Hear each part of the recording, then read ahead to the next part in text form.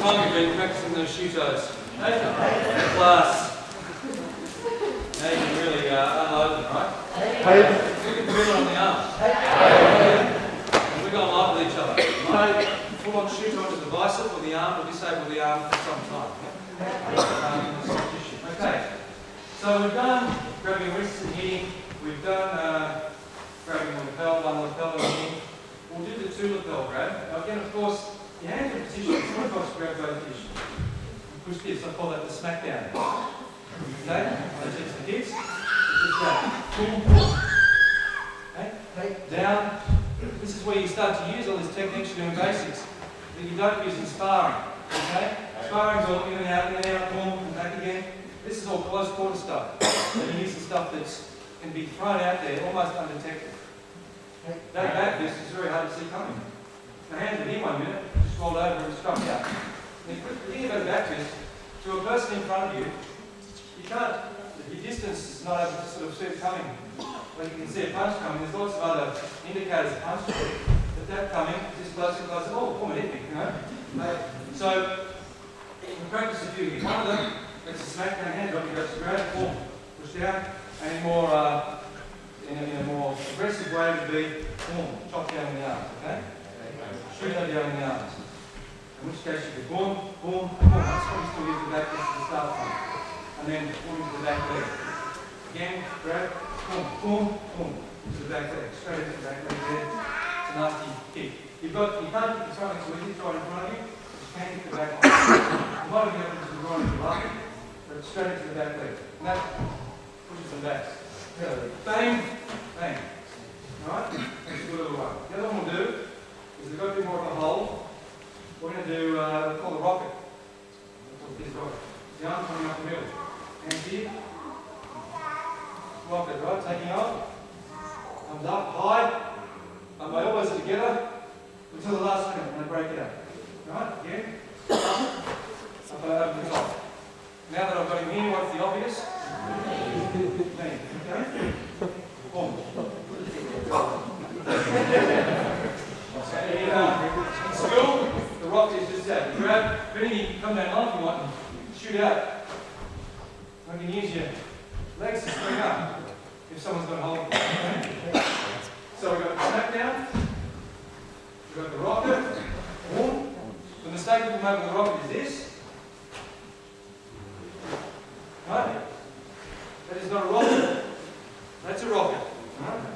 That ain't, that is. So come up together, elbows. I mean, forearms, and then break up and out and around and keep your elbows in. Right? Don't have your elbows pop out any time. You grab the shoulders. Boom. Boom. Okay? So, now what we'll do is spread the needle. So from here, grab hold. You grab this way, you punch down the middle. You might even hit him on the way down. But essentially, boom, coming straight down the middle. And then keeping it close to the chest. Right? Grab. And roll off. Okay? Here's how this doesn't work. Why isn't this working? Too far away. Too far from my body. Put it in here. I want to really put this pressure on his bottom hand, his top hand's here where he's got hold of me.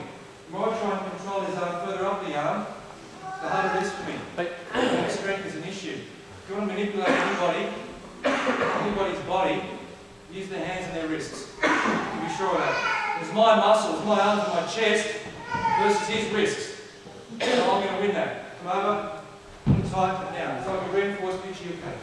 Put your thread down the middle, and you come across. Right, just put your thread down the middle, and you come across close to you, so that the pressure is really on his wrists. And if you put pressure on the wrists and the hands, the whole elbow and body will follow. If you try to put pressure on the elbow from too far away, you can't do it. Right? So it's you haven't quite got it. You get close, you've got it. Yeah? If you've got a normal shirt on, the shirt might rip. You know, not everything's going to be as tough as a gi someone's holding on to. The shirt might rip, but that doesn't matter. Look at that. The hands are off you. Okay, so smack down, rocket, thread the needle. Over and out. Good try. Now, if your hands are up in an adult situation, someone grab hold of you. My theory on all of these is that nothing works all the time. Everything works some of the time, nothing works all the time. But you try and do your highest probability outcome. And when it's just twisting alone, in a high adrenaline situation, someone of superior strength, just twisting alone in a violent situation, in an attack situation, may not be enough. You may need to hit first. Even if the hit is a knockout technique, it's a distraction. It's enough to make the grip loosen, and they're focused on the grip to loosen a bit. If you have me really tight, like this in close, and his elbows are bent and locked down, the rocket's not going to be the go. The rocket's not going to work, you know. If he's got me here, he's only going to do one of two things. He's either going to knee me, with the back knee probably, or he's going to headbutt me. Right? We might, you know. Now, of course, in this position here, if you really think you're in trouble, what you can do is you can spit in their face. I'll go.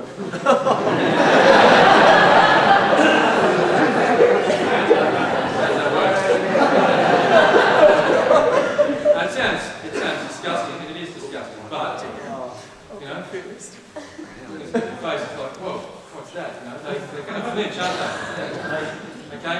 So if the hands are in close, the hands are disgusting.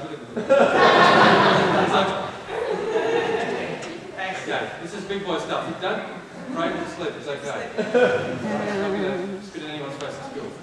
So basically, if you're in real danger though, ladies especially, you want a distraction, you can always do that.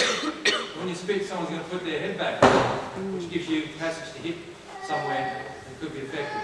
Even if your hands were there, and you spat, and then you could chop down a bit more. But when they've got you here and the elbows are real close, this one's not going to work so easy. They're going to be too tight in the arms, they're going to hit you.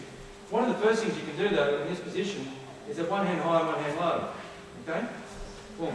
Hand can be here, at least, to stop the head. You can use your knee a little bit, but your hands can be here. One high and one low, so trust the knee, boom, and the headbutt, like so. Okay? If you happen to have both hands up, that's okay too, because you can take the leg off the ground a little bit, or cross the foot this way, trying to knee in, move the knee across, okay? If someone grabs you like this and bring you closer, you just might bring the knee up instinctively. And they might accidentally walk into your knee, which would be good. You know, under circumstances. So in these positions here, if they've got you really in tight, and you think you're going to try and headbutt, the best thing you can do is just, in close, hit the face a little bit, boom, hands open, cymbal crash.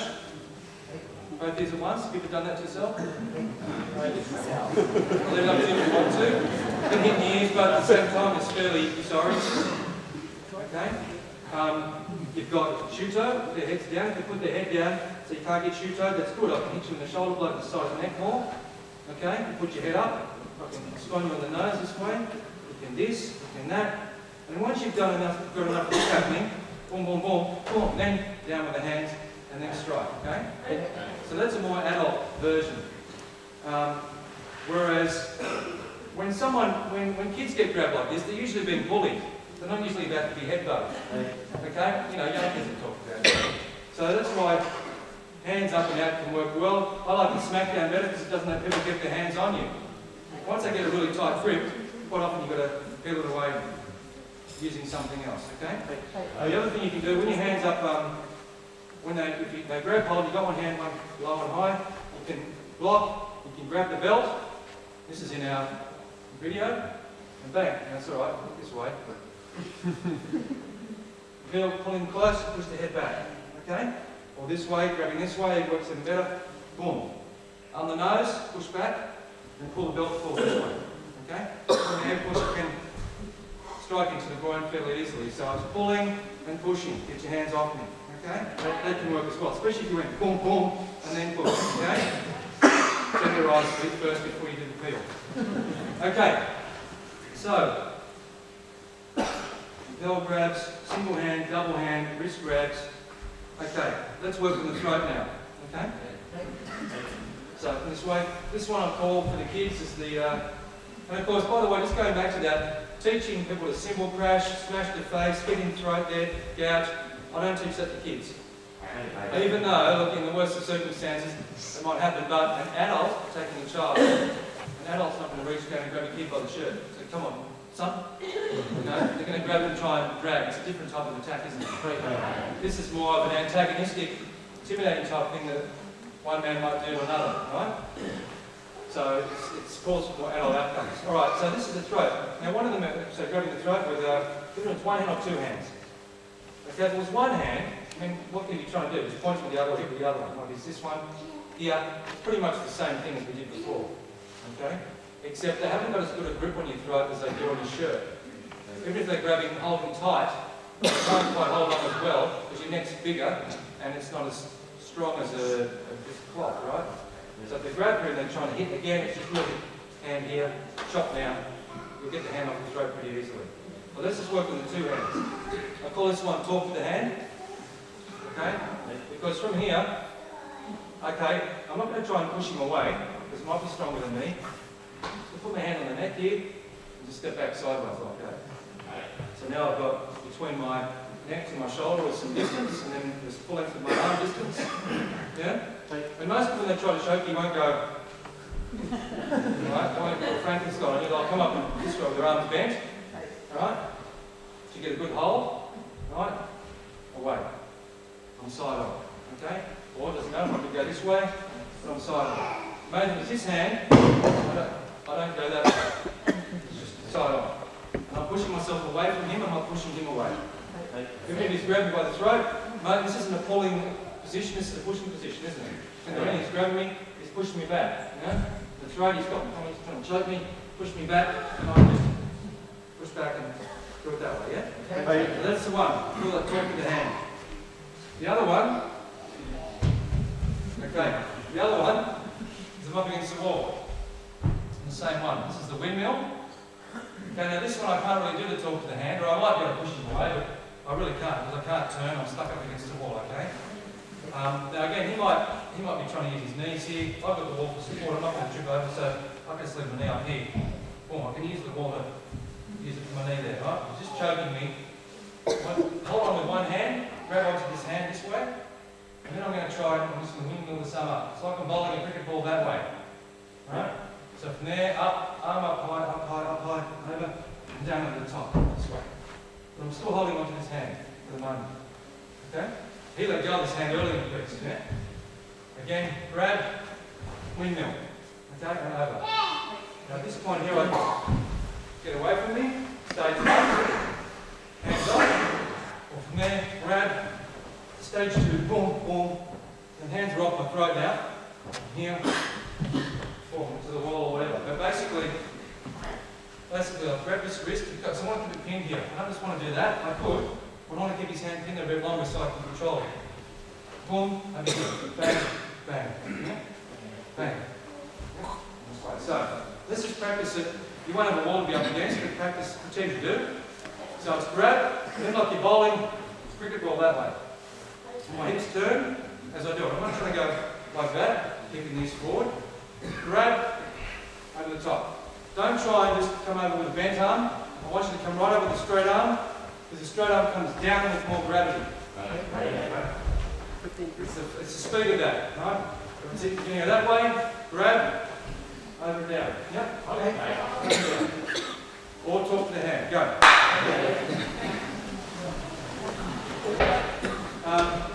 This is a sort of beautiful there, sort of coming in, trying to sort of push out this way, okay? Just use the windmill over the top. Right? You can lock both hands in there under your arm. It's quite strong, it's close to the body. You've still got this hand, and that's where you can bang, bang. Don't worry about trying to reach for the head too much. Just bang, bang out of the way. Right? That'll slide down a little bit. The elbows to the side of the jaw actually is not very hard to break the jaw. Not that I'm a doctor, but I've known a couple of people I know recently who had their jaws smashed in all sorts of places from being assaulted. One of them got hit behind like this. Someone just walked up behind him in that way. Right, boom, broken about 6 places. And another guy was in place. I swung his arm around him that way. Broke about 6 or 7 places. Wide jaws, milkshakes for 6 months away. So it's not very hard to hit on the side there in that angle. Okay? Alright. Next one is anything that involves grabbing the shoulder. Right? We use it for the neck, but for the shoulder it's the same. Side on, again, it can be used, just use the windmill. Or I call this one the backstroke, actually. over, and down. You'll get the hand off you. Grab the shoulder. It's one of the dumbest places they grab you, really. If you grab it with this hand, right, you're just going to try and hit with the other hand, right? Or you can straight up, lock, reloads, arm out. Okay? So again, straight up. He hasn't got control of my arm here, he's just got my shoulder. He hasn't got control. Cool. That's why I can put my arm up. There. Right? And from there, of course, it'd be boom, boom, boom. Okay? Low, high. Boom, low, high. And then, of course, this hand on the shoulder is just helping me hit him. Right? It's holding him there for me, so he's stationary target. At some point, if it's a straight technique, we could swing the arm over. But essentially, it's just a swinging arm motion. Now, I'll do that for the sideways and also from the back. If someone grabs the back here this way, again, you use windmilling motion. Okay? The arm up, back stroke. Up, step inside, and down. Okay? And what you do from there, there's options of what you can do from there. At the very least, his hands off your shoulders. Okay? If I went the other way, okay, that's that shoulder, but I can still windle with this arm. I just end up closer to it. Over, boom. I can strike low, or I can come around and strike high with the elbow on my weapon. Okay? Consider this down this way. Right, consider this over here, boom. Strike this way. Okay? So just practice that. Let's say I get you with two hands in the shoulders. This way. Again, this could be a pushing thing, this way, or it could be a pulling thing, possibly. I don't know. Either way, just go with it. Now, what you can do is you can, apart from stepping back into things, so if it's got me with two hands, it doesn't matter. All I've got to do is get one hand.